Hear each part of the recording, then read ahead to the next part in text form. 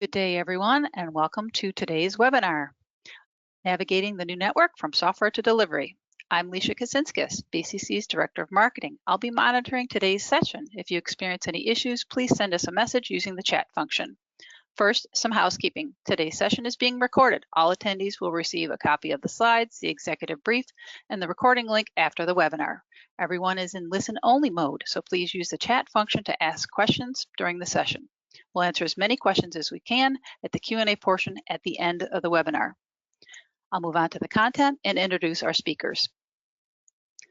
A completely redesigned and optimized USPS network is an essential part of Delivering for America plan, but the rapid rollout of the revised network needs to be done collaboratively with the industry, as it will substantially change software, distribution systems, and destination entry decisions.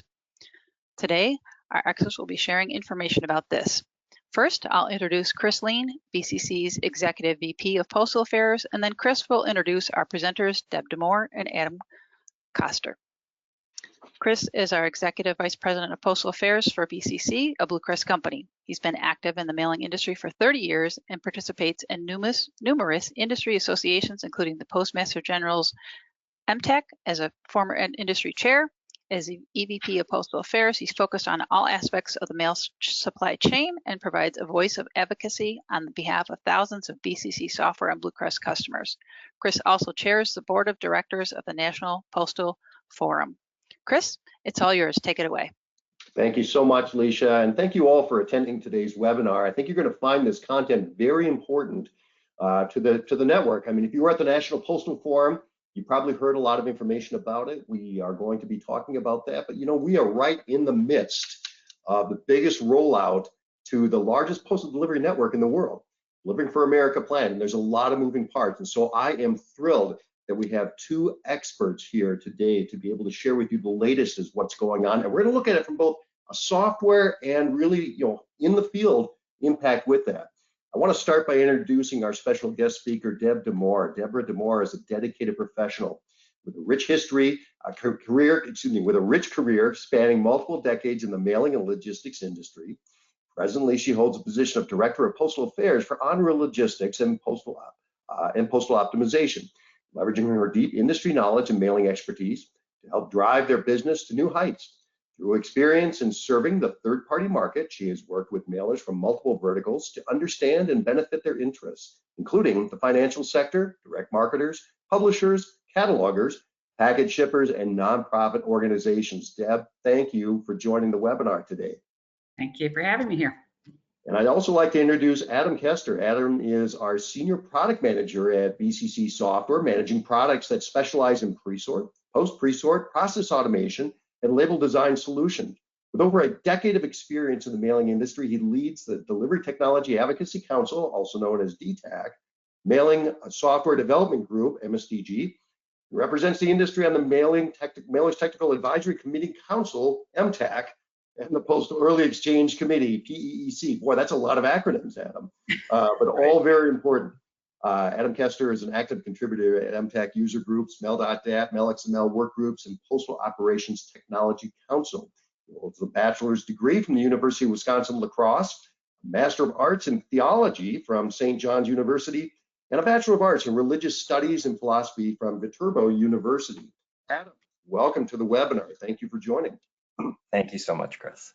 All right, I'm really thrilled to have such caliber of speakers on today's webinar. They really understand what's going on, and there's a lot going on.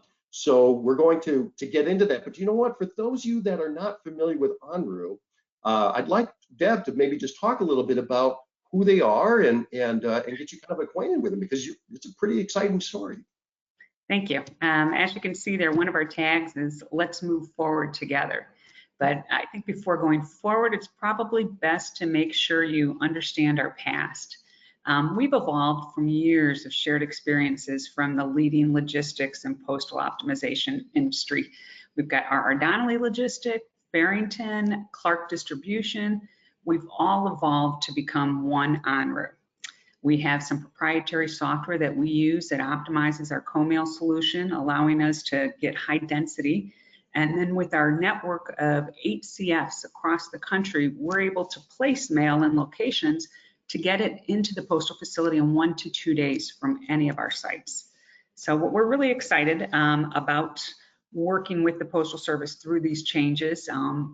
We've been a producer and a shipper of mail, so we're used to all these changes and understanding them.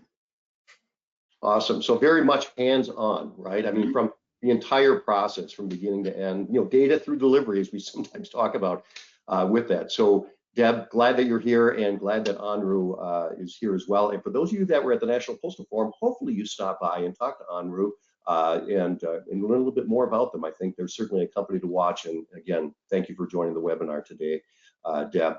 And for those of you that have not heard about BCC software, although I can't imagine how not, we've been in the industry for over 40 years, but I just briefly wanted to reacquaint you that we have technologies, again, from data through delivery. We've got mail preparation technology. Our BCC Mail Manager suite is used by thousands of customers to produce tens of billions of pieces of mail every year. We also have the bulk mailer, SMB, small business product, our BCC pre-sort technology, and our BCC architect technology, all of which are being used by companies to prepare mailings. We also provide post pre-sort technology. This is part of what we picked up from the recent window book acquisition that we did a couple of years ago, and we're excited to be able to extend our automation technology to include things that happen after the mail is pre-sorted, because there's a lot that goes on after that as well. Mail tracking, which is so critical right now with all of the changes and the moving parts that are going on with the delivery network. You need to make sure you're keeping up with all of the changes, and Track and Trace helps you do that. Automated workflow management with our BCC Ignite.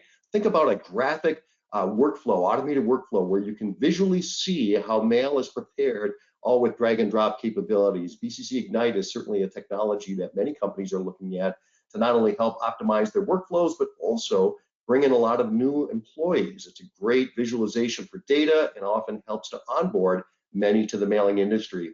And of course, throughout all of it, our DMS data services. BCC software is a non-exclusive licensee, a full-service licensee of data from the United States Postal Service. We license full service at the 48-month NCOA. We've got the DSF product for the saturation. Basically, we got the whole collector's edition of all the data that the Postal Service makes available, as well as industry data, such as suppression to remove ineffective as well as your undeliverable addresses, geocoding, and so much more. So do take a look at BCC software if you're not familiar with us and see if we can help you. And if you are a BCC customer, thank you for your business. We're excited to have you on the webinar, and we hope you'll join us at Information Exchange in August, but more about that later on. Right now, let's get into data. And again, we're talking data through delivery, right? So it all starts with data, and there's a lot of data, and there's a lot of lists. So I wanted to kind of bring this now to Adam and Deb. Help us understand all this data that's going on and why it's in such a state of fluctuation. Yeah, thanks, Chris. There's really is so much going on with the data, and like you said, there's really it's a foundational understanding that we have to start with here. There's a number of products that come out from the post office on a monthly basis. Those form really the foundation for how you create and enter the mail. And as you see, we've got that list there. There's a good chunk of those items on that list: the mail direction file, the address file, the supplemental file, and the facility file that all come to us in a product called the drop ship product that comes to us through FAST. There's the label list that you're probably very familiar with, knowing how the mail is to be not only labeled, but how to be separated into a number of the different sortation levels. And then there's a couple of the other ones that are just as essential in different areas for the city-state file and the zone matrix chart that assist in whether it's in the 5-digit level or the high density level that Deb mentioned earlier. And then the zone matrix chart, which gets us zoning for some of those first-class package products that we do. It's really important to understand how these things come to us, because as we've seen in the last few months, as the new network has been, the new facilities are being rolled out, a lot of these files are undergoing changes that require pretty quick turnaround and implementation. Really, the two major ones that we're going to mostly focus on for the rest of this session are the mail direction file and the labeling list. Okay, that makes sense. And Deb, I think we just recently saw a labeling list change. These things are definitely in a state of fluctuation, right? Yeah, we're seeing them change every month. And one file not listed here, Adam, for the real basic beginner is the layout file. If anybody's just going to start working with these data sets, you have to know how they're made up, how they're formatted, how to read the fields. I mean, if you're using software tools from vendors like BCC, they format it for you, but when you use them outside of it, you really have to understand what you're looking at. Yep, we just had a change in the mail direction files that just went out for the published June 1, effective July. And with this month, we had a new iteration. There was a small hiccup in the L601, but that required a republishing. And so that's where we talk about the challenges with this, sometimes staying current and on top of it, making sure you're paying attention when they do have changes and you're not using data that's now ineffective. You know, that you brought up a really good point, Deb. These are changing monthly, folks, right? So, and this is mission critical data. This is data that's going to drive sortation decisions, containerization decisions, induction decisions, and with it changing every month, and sometimes multiple times within a month, with unintended consequences or changes with it, it's like 12 mini rate cases each year. And your point was valid, Deb, that if you just take that raw data, you might not be able to utilize that. So you have to kind of go through a process, and that's what the software vendors do, sort of go through a process of rationalizing that data, we'll say, so that it's prepared and can be leveraged correctly, right, Adam? That's right. So each of those files, depending on the software that you're using to bring them together, really does need to be in sync with all the other files published for that effective month. So the mail direction file and the labeling list, again, being the two major ones that are there, your mail direction file needs to know which facilities are active, which it gets from the address file, and it really needs to understand where the mail needs to go for that given month, given what facilities are actually open and accepting the mail, and what's ready to really be a part of the new network. So if your mail direction file, your label list file, your address file, any of those are out of sync, really you need to know very specifically what you're doing, or just use them for the same month. And that's really how most software vendors are going to deliver those files to you. So for example, with the BCC processes, we've got those files that are all packaged up when we get them from the post office. We do a process of those files, whether that involves just building a proprietary file to distribute, involving some testing, and then in many cases, we try to find those issues that we've been talking about and report those back out to the post office as soon as we can, so that they don't get out into the field and start causing problems in individual mailers' networks.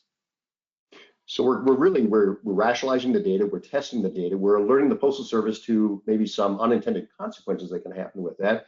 And then Deb, of course, you're waiting anxiously for that information and hoping it's all correct so that we don't have any issues along the way.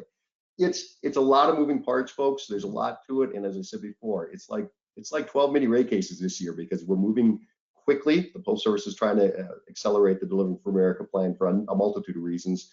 But accuracy is critical. So hang in there. We're going to work through this together as we watch the changes. But right now, we're going to do a quick poll, and I'm going to ask Leisha to go ahead and do the magic on her side to start the poll. And you can answer the question for us. Do you access the USPS monthly data outside of a BCC software product? Yes or no? And of course, as Adam noted, we have to go through kind of a data rationalization and testing and making sure that everything's correct. So we're just kind of curious if you are doing that on your own, working with that, or if you're relying on BCC and other vendors to do that for you.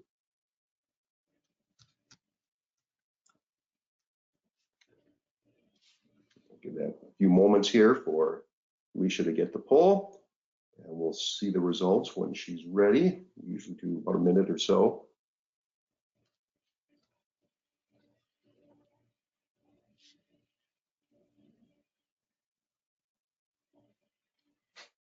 Chris, I see on here it says organizers and panelists don't vote. But if I could vote, do you want to know what I would? I would love to hear what you would answer. As the last slide showed, we are a mail prepare and logistics vendor, and we're receiving these files directly from BCC after your testing and formatting for our use in your systems. But we, as I'm sure a lot of others in the industry, we use the USPS files independent of your products. We use it with our own TMSs, our order management, our warehousing and inventory systems, as well as our pool optimization tools. So we're dependent on them to make and move the mail. And just like Adam said, we act as a QC agent for the Postal Service.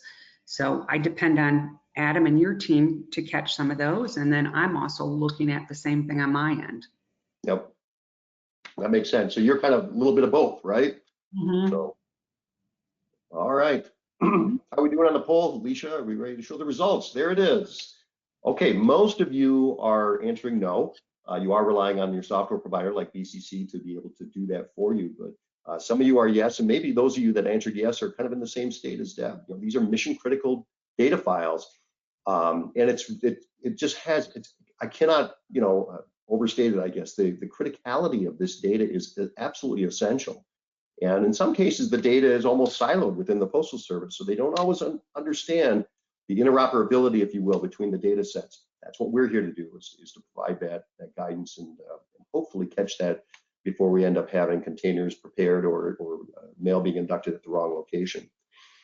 But now the data files themselves, these labeling lists, and I think you might have touched on this a little bit before. There's sort of a cadence, isn't there, of when they're published, when they have to be used, when they expire. It reminds me a little bit of some of the milk and dairy in my refrigerator. I got to watch those dates real closely. So can you walk us through these labeling lists? Yeah, Chris, that's a really good point. And really, that's what I want to call to attention here on this slide, right? There's 3 columns there's a lot going on the slide, right? It's all the dates that we need to care about when we're talking about those data files. And each one of them kind of has their own different cadence that they come out at a very slightly different time every month in conjunction with the other files that we need to care about. But there's 3 columns here that are really useful to know about a little bit. There's the second column, that the publish date is kind of the header there. There's the mandatory usage date there, which I think we'll talk about whether that mandatory word is actually a good word to be thinking about it as. And there's the there's the expiration date after that, right? Mm-hmm. So there's the publish date, the begin usage date, the mandatory date, and the expiration date. So those 4 columns kind of give us the life cycle of the data as a whole. And then the other ones on the fringe give us a little bit more information about how those files work. So we're not going to dive into too much on this slide. There's a lot going on. The next one will give us a really clear picture there. But then each of those columns there gives us a little information too. Deb, I want to point out just a couple of things on here before we jump to the next one. I'm still waiting for this whole schedule to turn blue. Right now you see the blue showing major was a quarterly cadence, and that's what it used to be. It was for years, and now we're at a major monthly. It used to be you'd only do the 3-digit, 4 times a year, and you do, little tweaks every month. So now we're on a major, and so this should all be blue and should all say major. We just get rid of that last column. Yeah. Another thing I would change if I was allowed would be that mandatory usage date title. It's kind of misleading to people. To me, I think maybe it should be called something like last month of usage. Just that's more explanatory too. If I'm using this set of data, I have, when it's published, then I have the month I can begin using it, and then the mandatory usage is actually the last month I can use it. But when you say mandatory, it kind of gives people a different signal in their head. We'll see that in Adam's next waterfall kind of look. Okay, that's a good point. And yeah, major, minors, everything's a major issue right now, right? There's nothing minor about this. So now we're onto the cascaded here, and I think this is a nicer way to sort of visualize what's going on. That's right. Yeah, the real goal of this slide is to give you that visual picture of what is going on a month-to-month basis. So if we look into our month of June right now, we've got 3 data sets that are currently needing to be part of the conversation. We've got the second month that Deb called out there of that quote-unquote mandatory usage. It doesn't really mean you have to be using it. It means that if you were using the previous month, now is the time to switch. We've got that for the May effective data. We've got the June effective data, which came out and was first effective at the first of this month. And we're also starting to deal with the July effective data, which was published at the beginning of this month.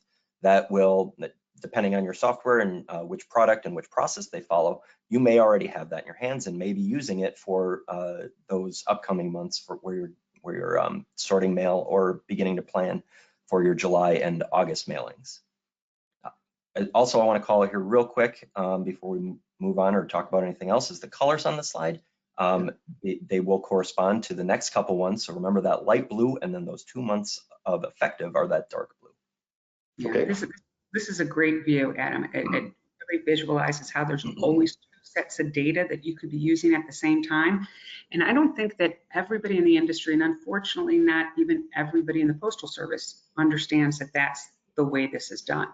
I mean, it would be perfect if the Postal Service can say, I want these zips in this scheme, in this bundle or this tray on this pallet at this entry point on this date, and for this month only that. I mean, it would make delivery and processing really efficient, but that's not the reality of a production environment, and that's not the way these were designed to be worked. Right, Yep. and really just to call out one more thing here, the benefit of this overlap means that when you're planning your mailings, if you don't know exactly that mailing date, you've got an option of picking the best set of data that will cover you no matter what. So if you're looking to mail maybe at the end of the June, maybe at the beginning of July, having two sets of data that you can choose from there will give you kind of the most safety that you have going forward until you find out your actual mailing date. That's a good point. Maybe having a copy of this, sort of right there as you're working with customers and trying to figure out when is that mailing going to go on the press? When is it going to have to be at home? What's the best date to use with that? Because nobody wants moldy mailing lists, right? So you got to make sure you're rotating the stock in your postal fridge here, right? That's a bad pun. But let's get to more serious on the application of it. And remember, the colors were important. So let's look at the slide here, and this is from the software vendor's perspective, right, Adam? Right, and this is really just to give everybody that clear picture of what a software vendor goes through. This is one of our products that follows this kind of cadence, and just to give you each of those high-level milestones every single month that gets done with these things. We get the data published somewhere between the first and second of the business day of the month.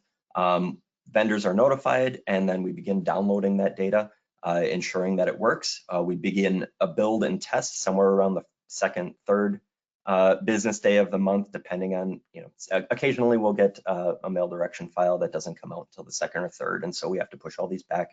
And then we do it as soon as the data testing is complete, we release that file, again, that entire build of all those files that are relevant to that upcoming month, and notify our customers that it's present and ready to be used.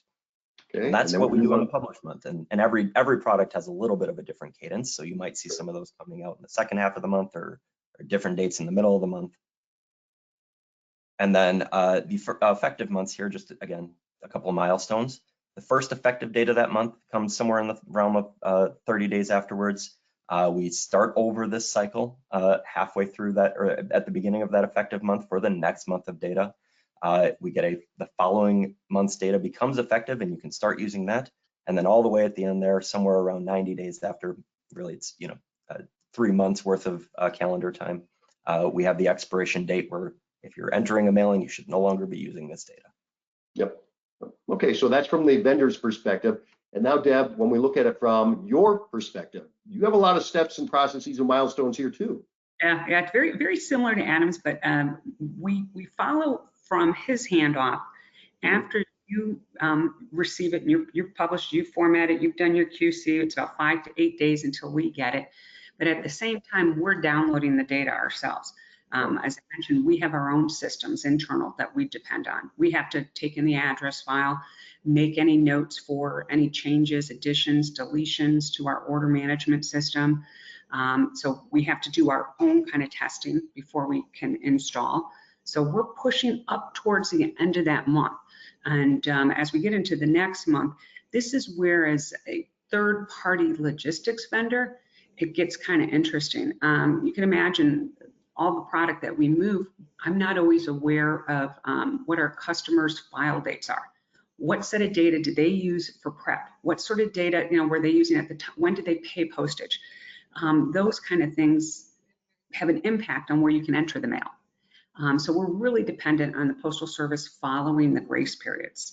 And you can imagine with the multiple iterations of label list changes or MDFs, the additional challenges, because we update our own routing system using the MDF, but then when we have a customer using a different date, their routing may not be in alignment.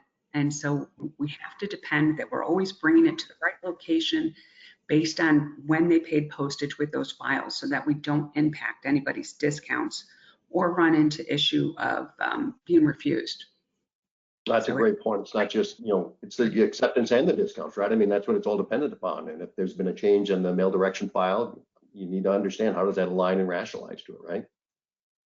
So a lot of steps, a lot of milestones with that. And this is all about the data, folks. So the underlying data is critical. Now, simultaneously with all these changes, we've got the future network. And what is that future network going to look like? Again, this is the largest postal delivery network in the world. This is the most significant change in decades, arguably since the formation of the United States Postal Service. So it's a big, big lift. And at the National Postal Forum, we heard quite a bit about the network changes in the Living for America plan. If you were at MPF, you saw this, Deb and Adam, right? You heard them talking about it. Anything to share on what Kelly Abney was talking about on these slides? I thought the graphic was good. It was really great, right? Like, they did a very good overview. Hopefully those at NPF got to see the session of each of the individual new facilities that are coming out and what their goal is to try to simplify the network. And really what, to call out anything from this slide is that the journey before, they are working on moving things from the metaphor that's been used as bats flying around in chaos into something that is a much more straight line of logistical operation. Yeah, a more natural hub and spoke type of a methodology rather than a chaos and so forth, right? Yeah, it was interesting to see the differences in the networks between the different product levels. Understanding if you have different service levels, of course you may expect to have a different flow, but as you're starting to see some of these classes travel together, how can you eliminate the additional steps there? Are you moving parcels into one building, you're moving letters into a different building, flats into a different direction? So I think some of those efficiencies that they're talking about have been captured through that by consolidating the logistics part of it. All right, and so we've got some new names, new acronyms. So maybe walk us through what are these new facilities, what are they supposed to do, and how is that kind of being rolled out? Yeah, the four new facilities, or the four facilities of the future network, 3 of them are new, and we will continue to have the DDU. But the RPDC is really the big hub, right, that we already talked about with Chris mentioned the hub and spoke kind of idea. It's going to sort all outgoing operations, so anything entered into the network that doesn't belong to that RPDC is going to be sorted and shipped out to the other RPDCs from that facility. We're going to go down to the LPC, where it will do some sortation of letters and flats to either the carrier route to the 5-digit level or the delivery point level. It'll cross-dock all those 5-digit parcels that we get in there. And then the new facility level that really is being inserted into the current network as a new type of facility, that SNDC, or the sorting and delivery centers, is really going to function as a very large destination delivery unit, right? Again, at the NPF session, they called out a few of the really good features that we're going to be getting out of these SNDCs. They're going to sort up to 18 zip codes instead of the 1 or 2 that would have normally been at a average size DDU, or up to 400,000 people in that same facility. It'll also act as a hub or sortation facility for DDUs themselves. So while carrier routes will exist in some of those SNDCs, they'll also be distributing downstream to more DDUs. Okay. And of course, we are taking these new concepts and inserting them or overlaying them or upgrading really the existing facilities. Because my understanding, Deb, is that most of these facilities, the physical building it's the same location, but they're being updated, right? They're having new equipment, they're completely changing the layout, and we're going to learn new acronyms and concepts with this, right? Yeah. There's there's a couple new buildings in the works. Some of the capital was put towards that. You saw that down there in Atlanta, but many of them are repurposed. Whether it be a current PNDC or SCF being converted to an LPC. So their operation changes in there and their processing, and that mail then would be going upstream and originating to an RPDC to do the sortations. So we'll see eventually the disappearance, of our 601, 602 NDC at ASF nomenclature, converting to an RPDC. And at the SCF today, we know those facilities are multitudes of annexes, PNDCs, LDCs, and SCFs, but we always just call them SCFs. Those are planned to convert to either LPCs or some of them switch into annexes. We'll also see what do you call it, a co-located opportunities. Right. They talked about some of the numbers, and the RPDC one stayed pretty static over the last couple of years. They keep on referencing 60. The LPCs have gone a little up and down. The last number I heard, 190. But of that 190, how many will be co-located? Sure. Doing an LPC operation within an RPDC.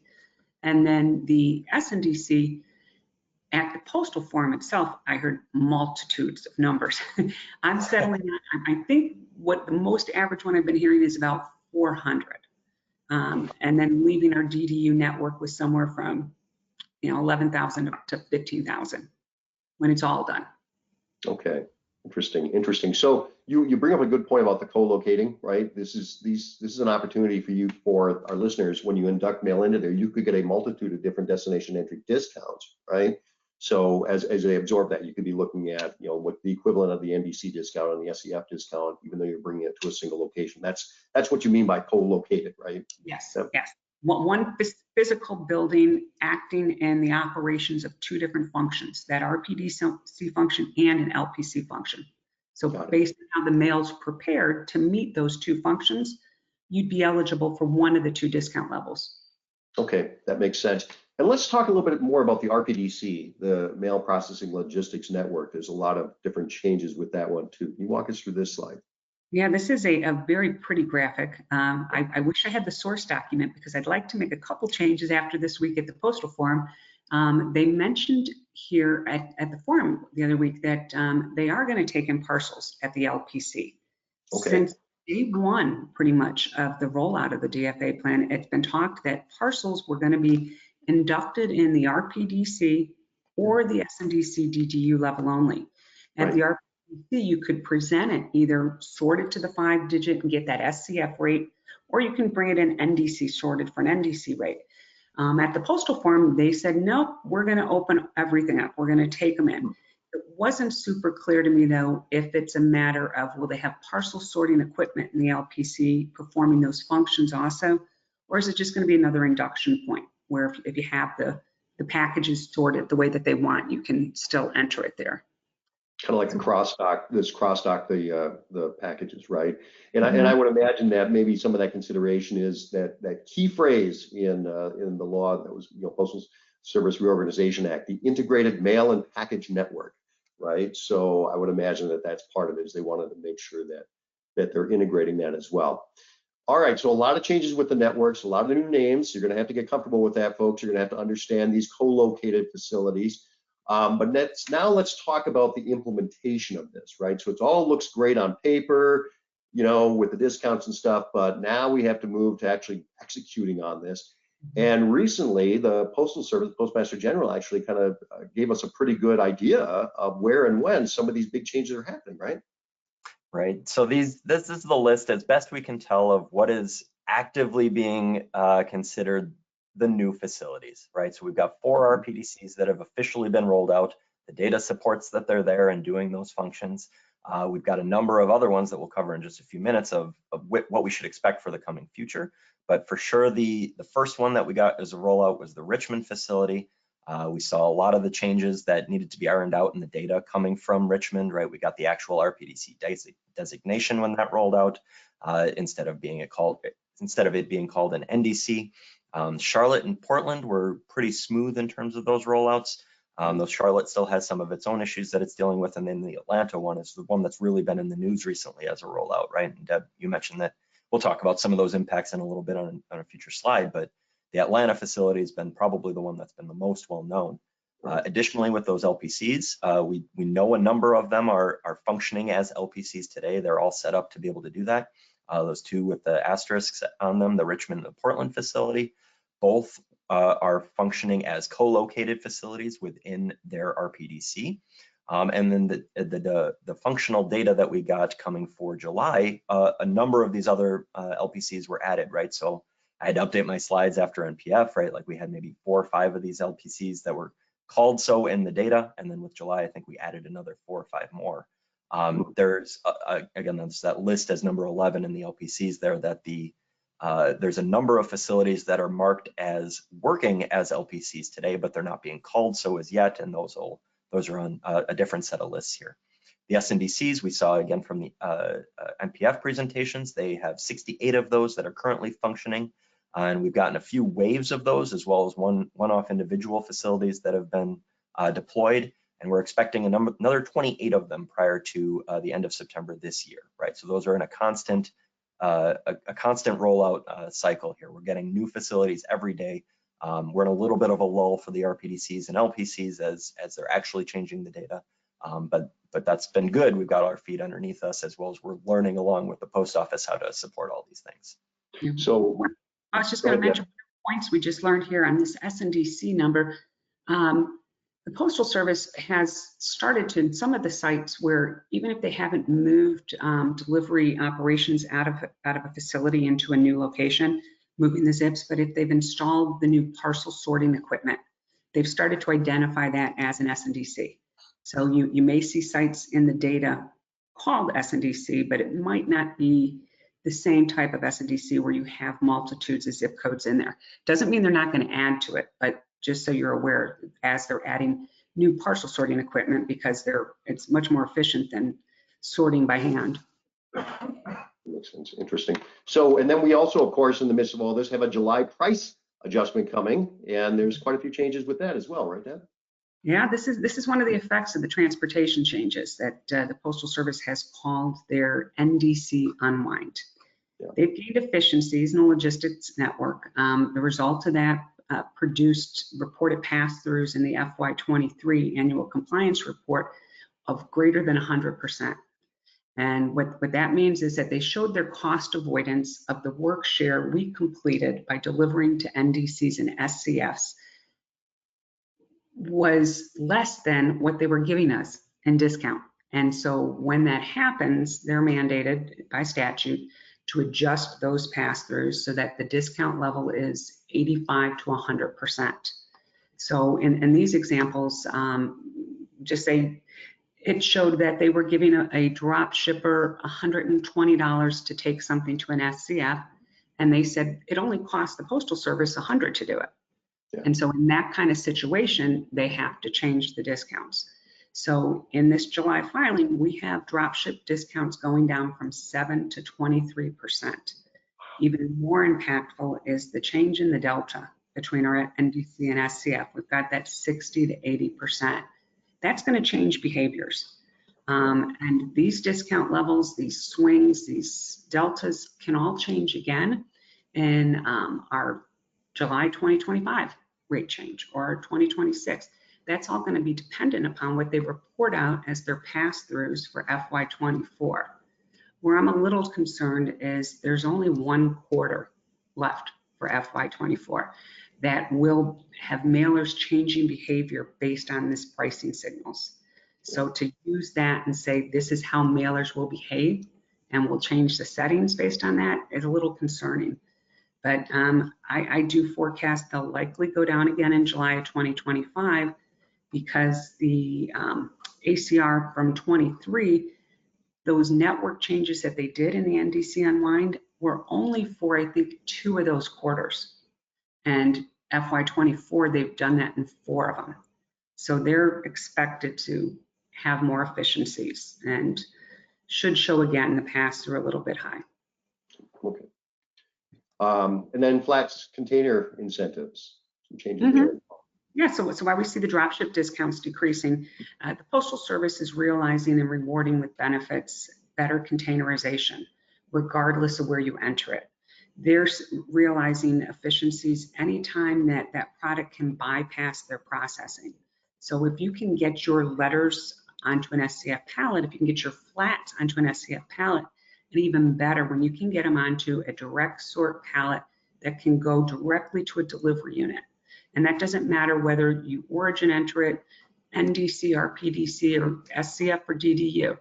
If they can just cross-dock that pallet into a truck that they've already got moving, there's efficiencies. So these incentives have increased year over year since they've put them out there. So this is a real driver for co-services, anytime you can get that mail finer sorted. That makes sense. All right, so a little bit of both, some negative and then but some positives here. So you gotta have to navigate through that. But again, looking at sort of visualization of these networks, Adam, right? And this is kind of what we're seeing as we look across the country. Yeah, and so this is an interesting slide because really I tried to pull out these maps as they exist currently in the data, right? Which doesn't give us an accurate picture of where we are today, but maybe where we might be in a couple of months. So the RPDCs, that's the most notable. We've got 4 active today that we called on that previous slide. We've also got the Indianapolis RPDC and the Phoenix RPDC that we might be seeing. Those are in the data but not being used yet. Similar for the LPCs there and the SNDCs, we've got way more than we actually have being delivered to in the address file, and it gives us kind of that sense of where we might be in a few months.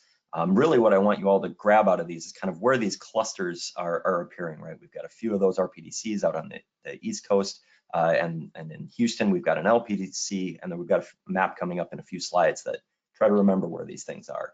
Yeah, so that takes us to the RPDC list, right?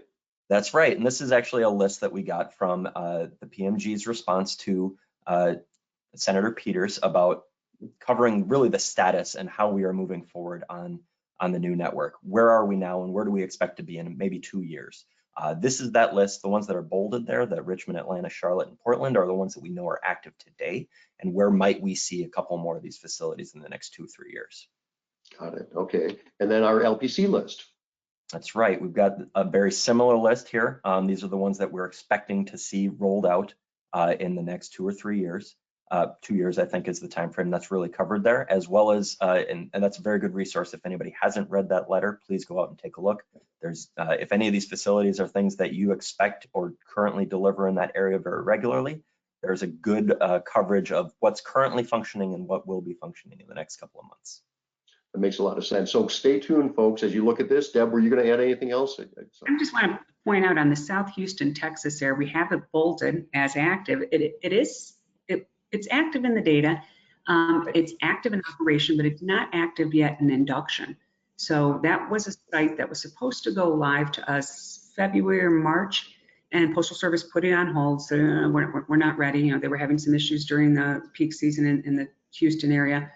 So they put it on hold, but they made the split outs in the L005, your SCF label list. So we've taken the North Houston zip codes, split them into 2 different containerizations. So you have North Houston and you have the South Houston zips. And then you use the mail direction file, and it's telling you to take both of those splits into the North Houston facility. So that's why you have to use both of those. You're not just taking it based on where it's labeled to. I'm sure it's more efficient for them. They get it completely separated. They can take that South Houston mail and maybe transport it themselves to that LPC or work it wherever they're going to process it. Okay, that's a good point on that. Yeah, so a lot of changes. Things are moving. You have to stay on top of it. And there are entities that are watching these facility rollouts and have been writing some reports, chiefly the Office of the Inspector General. Right, there's a lot of really great resources out there, right? There's good and bad news coming out of the network rollout. For sure, there are things that we've noticed in the mainstream news, and now that we've got congressional reports going on with the Atlanta facility, but there's also conversations happening with each of these new facilities as they're rolled out. And the OIG is a great resource for that if you want to go and see what their recommendations are as they get to tour the facilities and walk through them. Maybe find some of the impacts that if you're delivering to that facility that you might be able to plan around a little bit more, and keep an eye on what's going to be improving or what might still need some work as we get further into the network. For sure, the Richmond facility got a lot of that conversation because it was the first. The Portland facility we know had as a much smaller impact. It's a smaller facility, it already existed, and it was a much smoother rollout, and I haven't heard any network impacts beyond that. It is now in RPDC, but that Atlanta facility, for sure, if you do any searches just in general news sites, you're going to see kind of a lot of the things that we're dealing with as you transfer to a completely new facility. And hopefully we're all learning from that, right? Like as we move into the new network, the post office is learning what things worked there, what didn't, and they'll apply that to the future updates. Yep, there's a lot of variables in this, folks, and we need this to we need it to be right. We need this to be successful. We have to have a successful Delivering for America plan.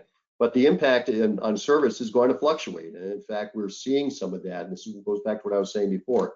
If you're not tracking your mail pieces, I strongly encourage you to do that, because we're seeing a lot of service performance changes as the network is being rolled out. Yeah, and these maps here are great visualization that we got from the SaveThePostOffice.website.com, but the data comes directly from the post office, and we've got a link to that in the handout that you'll get as a result of attending the webinar. But really remember back to where those new facilities are, right? We've got the Virginia Richmond facility that's seen some service impacts. For sure, Georgia has very clearly seen some service impacts, and if you go to the Postal Service Tracking Standards site, you can really drill down into that, right, Deb? Yeah, sure. Now, one thing to note here, this is an end-to-end look. This is a first-class mail move, which goes across the entire network. And you can see that the high points of pain, Atlanta, the very dark color there. This is a great view of year-over-year performance. But one thing to note, the destination entered product did not see the same impact. So if you can get your mail close to the in-home as possible, you're going to have a more predictable delivery service. But as Adam noted, if you just go straight onto the USPS About website, go into their service performance, and you can use their data. If you don't have a product, you're not working with the vendor looking at your own mail, you can at least look at the aggregate of everything in measurement and see how they're doing at a class level, a product level, a district, area, national level, at a week's view and a month's view or a year's view. It's great that they pushed that out there. They were mandated to do it, but it's a useful tool, especially in customer communications. Yeah. Okay, we're going to do another poll here. So, Alicia, I'm going to ask you to start the poll, and we'll get that going right away. Which of the following had the most direct impact on your mailing habits? And there's a number of different ones that you can check, and there are multiple choices, so you can check more than one, all of them that apply. Certainly prices, performance, promotions, those are all key to it. And it's good to call out in these slides too, Chris. Like there are good things, and there are things that we can need to learn from for the new rollout of the network. And there's certainly some wins that the post office has been touting for bringing up new products on the speed. And some of their statistics around that are worth noting. The Ground Advantage product consolidated and made simpler some of their parcel offerings.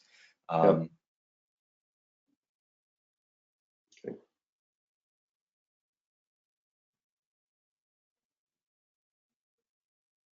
All right. We'll post up the results. See how we're doing.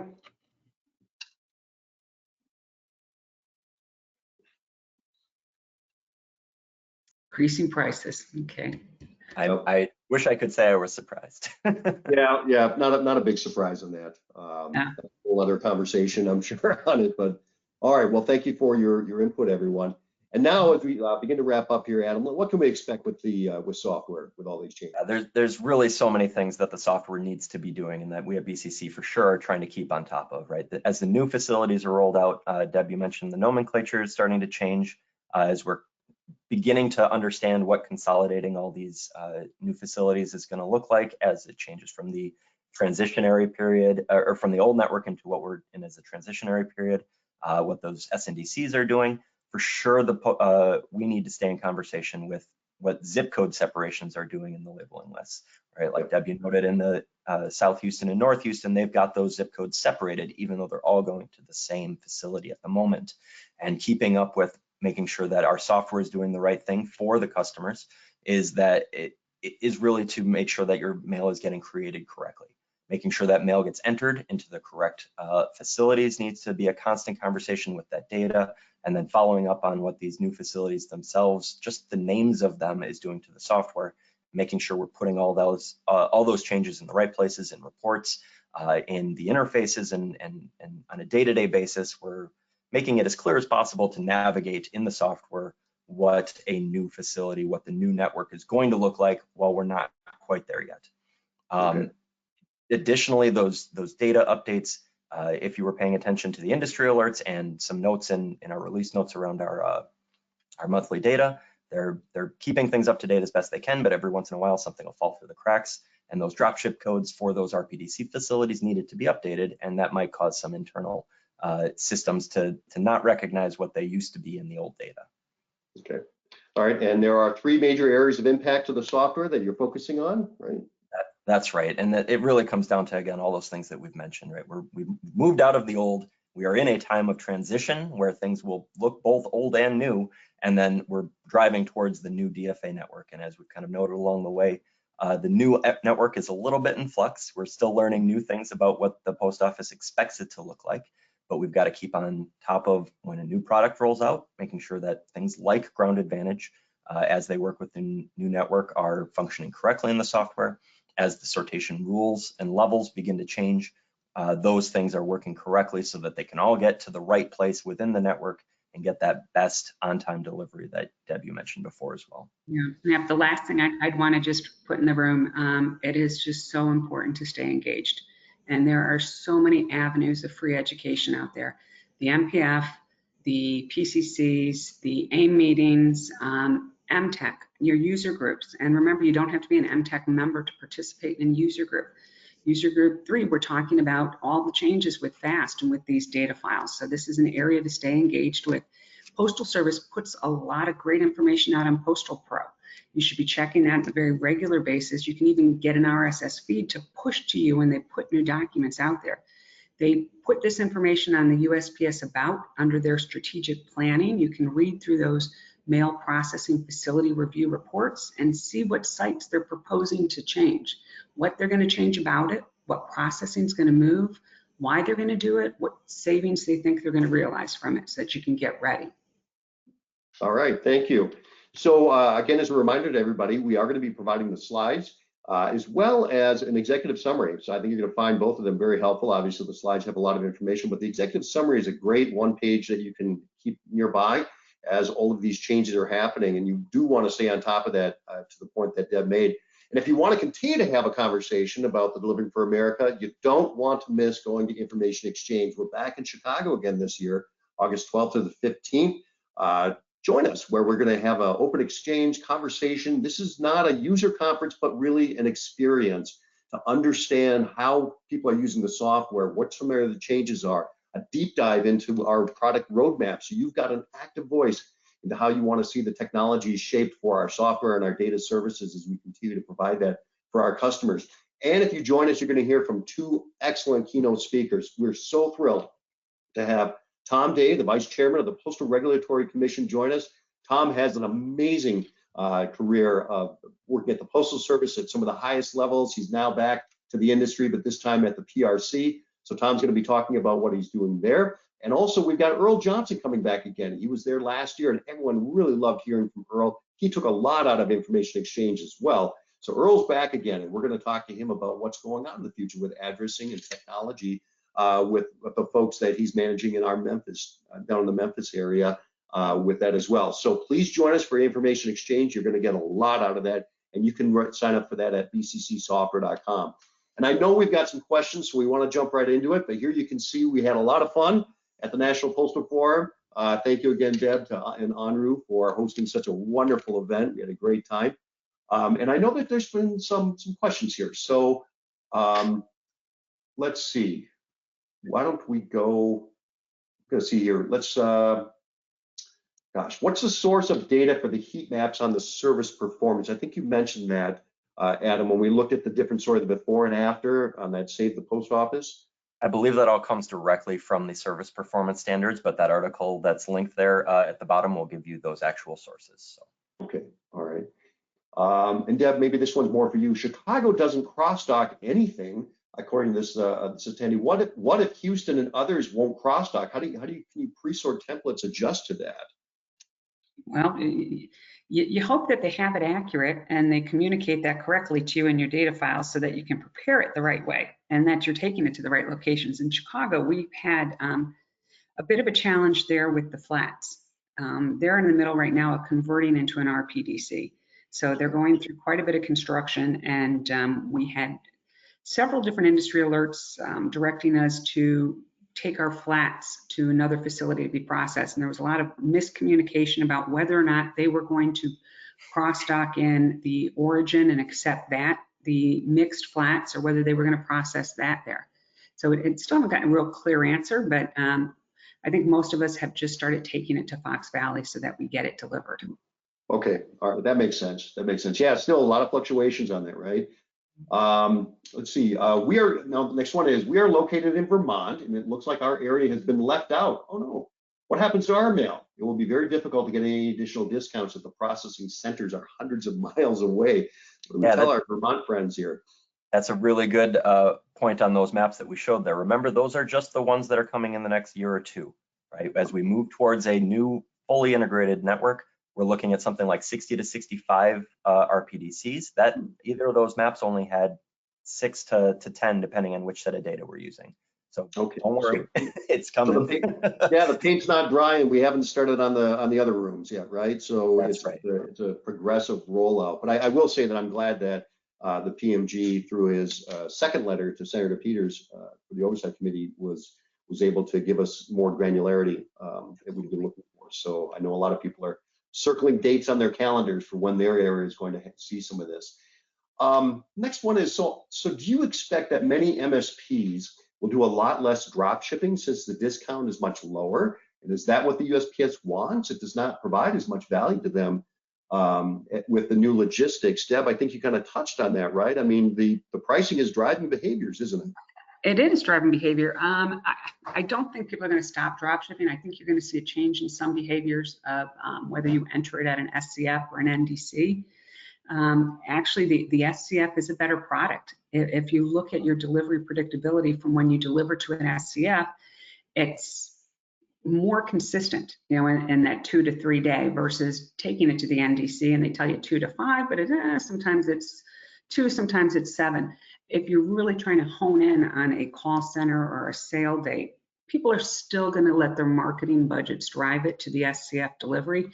And it's kind of odd. You think about it where it should be, they should lower that discount much more because we're getting it closer. And then you hear some in postal pricing say, you know, it's a better product, we should charge you more. They're looking at it in a different way. Yeah, I mean, discounts drive behavior. Yeah, discounts are driving behavior on that, Deb. You know, there was another one that I think is a question really for you. When a mid-month correction is published, how does ENRU handle mail that was prepared under the original data files for that month, right? So I can imagine that's got to be, oh goodness, now what, right? Yeah, that's where I said that becomes a bit of a challenge when you're not always clear on what data set was used to prepare the mail that you have. We have customers who are preparing mail well in advance, giving it to us, looking to us to manage for in-home. So I may have product in my floor racks sitting for 3 weeks not because I'm slow, but because they don't want it delivered yet. And so you don't always know. That's why we have these grace periods. And it is a balance act. We have dispatch and others who work very closely with the postal receiving facilities and with the fast help desk, because even though we have what's in the files as a grace period, we have sites that still push back. And it takes you and a village calling everybody and saying, take this mail. Now, you don't want, Postal, you don't want to delay that. I don't want to delay customers' mail. Postal, you don't want to delay your customers' mail. You know, get this inducted. Make sure I'm taking it to the right location. Now, if you're looking at this and you're reading the data based on that 99M that I should have it somewhere differently, tell me. You know, our drivers will take it there. But yeah, it's a lot of extra work. So there's a lot that goes into this entire supply chain. Yeah, I believe it. I believe it. Well, we are out of time, and I want to thank you, Deb and Adam, for your amazing information today, and sincerely appreciate it. Any final comments from you? Stay educated. Stay engaged with your vendors who offer these kind of exchanges, or with the Postal Service, or through the different user groups. We're all going to learn from each other's experiences. This is not a competitive advantage. This is a cooperative opportunity to make the mailing industry better, and we have to partner. Postal Service has to partner with us too on this. That's my closing words. Right, thank you, Deb. Right. All the things that we're doing really need come down to staying informed as best you can, participating, and then letting your voice be heard when things are changing in a way that need that feedback. All right, thank you both again, and thank you all for attending today's webinar. As you saw, you'll have the slides in the executive summary. Please do check us out at bccsoftware.com. Remember, the Postal Service has the Delivering for America plan, and they're rolling that out right now. You need a plan too. It's time to do something. It's time for the industry to step up. So take a look at BCC Software. We can help you do something to improve the value of mail, make every mail piece count, and find some of those discounts along the way as well. Thank you again, Adam and Deb, and thank all of you. Have a wonderful day. Thank you, Adam. Thanks, Chris. Thanks, everybody.